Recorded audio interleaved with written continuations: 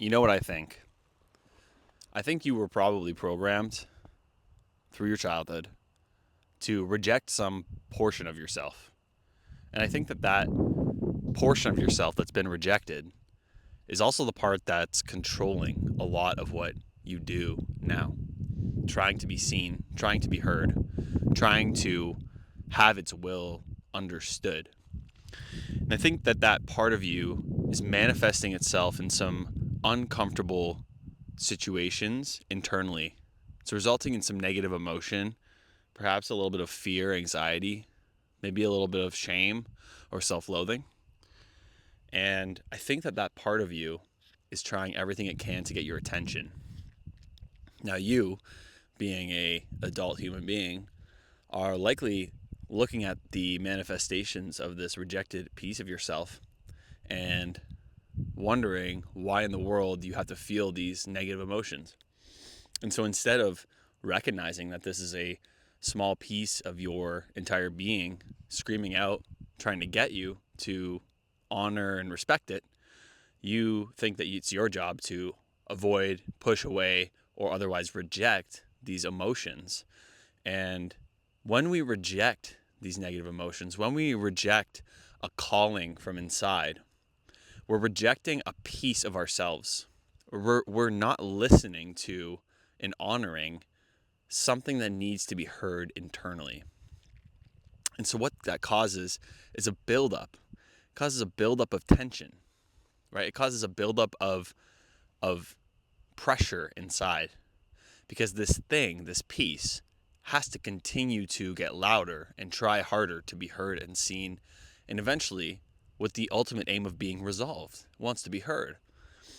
And what happens is, if you go long enough rejecting this piece of yourself that was told that it wasn't good enough, that was told that it wasn't valuable when you were very young, this pressure creates blocks, emotional blocks. It creates a stagnancy, and the flow of energy begins to halt, and your life force begins to die. And the longer that this piece of you is not being heard, and the more it tries, the more it's going to reroute itself through other means. What do I mean by this?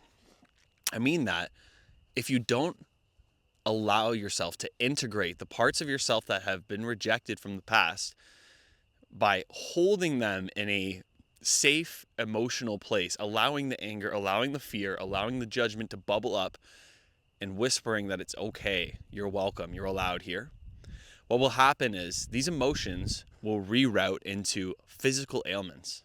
They'll come out in different organs of your body depending on the emotional state that you're repressing so deeply. You're going to notice that people who repress a lot of anger have a lot of gut issues, a lot of colon issues. They're holding a lot of tension down there. They're holding a lot of emotion in the gut, right? Same with people who are blocked in their hearts. Those people who have really been hurt, those people who have really hurt other people, they tend to be the ones who die of heart disease, who die of issues relating to the heart. And again, this is your emotions translating themselves into physical form, because eventually, after trying and trying and trying, your emotions and your inner parts of yourself that have been rejected need to be addressed in some way. And eventually that will come out in physical ailments. Gabor Mate has an amazing book on this. It's called The Myth of Normal. And how when you look at an animal in a caged environment, say a zebra, you see a zebra in a cage versus a zebra on the Saharan plains, you're seeing two different animals, right? And so it's not simple to say that it's just a human or it's just a zebra, because depending on the environmental state, the normal for that being is quite different. And what I'm getting at is that if you're in an environment that isn't honoring your creativity, honoring your emotions, holding you safely, allowing you to explore your human experience, being honored, being heard, allowing it to play and be free without having to worry about judgment or punishment, then you're equivalent to some kind of caged animal. And a caged animal, as we all know, does not live as long. It gets diseases. It's not going to have as bright of colors. That's happening to you, okay? You are stifling your innate, primal, wild tendencies because we live in a culture that enables that to happen. And when you succumb to this over and over, as I've mentioned in the past, you're succumbing to the deadening of your spirit, and you're enabling these emotions to eventually turn into physical disease. And so my urging for you is to, if you resonate with what I've just said, try to explore a little more of your human experience. Maybe that means booking a yoga retreat. Maybe that means going to a Vipassana. Maybe that means hiking up a mountain or booking a new trip or hanging out with people you've never seen before or talking to a stranger. Something that breaks you out of the mental prison that you're currently sitting in. Something that breaks you out of the normal paradigm that you're living out day after day. You see, there's a reason that as you get older, time begins to speed up. This isn't for everyone, okay, but it's the norm. And the reason for this is that we live out more and more automatic patterns the longer we exist. People fall into these trenches. Literal physical pathways in your brain are being carved deeper and deeper like water through a mountain rock. Okay? And the longer you engage in these repetitive patterns, the more and more your mind does not have to engage itself on any meaningful level. And that's why it's so important to stay present. It's so important to explore your life and stay curious and stay here. Because it's very easy to fall into the system of wake up, go to work, eat your food, go to the gym, watch TV, lay down, go to sleep, rinse and repeat, weekend, see the same people, do the same thing. It's not how you're meant to live. You're free to choose how you live. So don't let me tell you what's right or wrong. But I urge you that if you're feeling as though your life isn't as expansive as it should be, that inner calling is a piece of your inner child, a piece of a rejected piece of yourself, a piece of your true purpose on earth coming through and telling you, hey, something's wrong. Hey, this environment isn't for us. Hey, there's something here that isn't quite settling with us. And you, as the adult, as the pilot of your mind, a pilot of your body, the director of your life's movie, it's your job to listen to that or not. And I'll tell you that most people are not listening to that voice. Most people are rejecting that voice very, very deeply, and it's causing a whole lot of dissatisfaction. They end up in an unhappy marriage. They end up with people they don't even really resonate with. They end up doing things like their hobbies change. They fall into the norm at the level of interests. They become this NPC-like creature.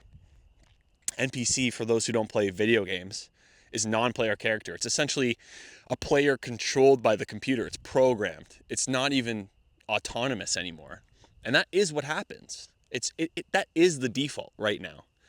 And I think that we all know on some level when that's happening.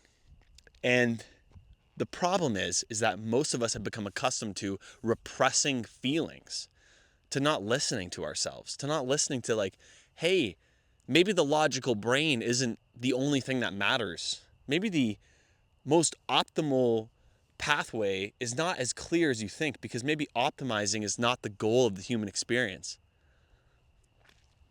Maybe that's a lie you've been sold. So I urge you, with that dissatisfaction that you may or may not have, wherever that lies in your life, right? There's so many different areas where you could be happy or dissatisfied. For one, I hope that you practice gratitude, because it is important to be grateful. But if you know that something's wrong and you know that you're not in the right place, it's also great to say, hey, why don't I try and change this? Why don't I try and do something different?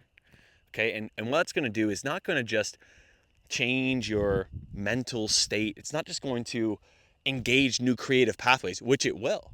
You're going to find a huge flow of creative energy. You're going to find a huge flow of expansive, sexual, beautiful energy. It's a new kind of energy that you've probably not been feeling if you've been stagnant. You'll feel that. But what you'll also recognize is that you are releasing physical tension as well. You're allowing the emotions that have been stagnant, the energy that's been repressed and pushed down into different areas of your body to actually come out through expression, through movement, through conversation. And that is the flow of life. That is the Tao. You're following the wave of life. And don't allow the programming of society to tell you that you can't go against the grain, because as a good teacher of mine once said, if the path is clear, the path is probably not yours. I hope that that inspires you or something. As always, it's been a pleasure. Have a great day.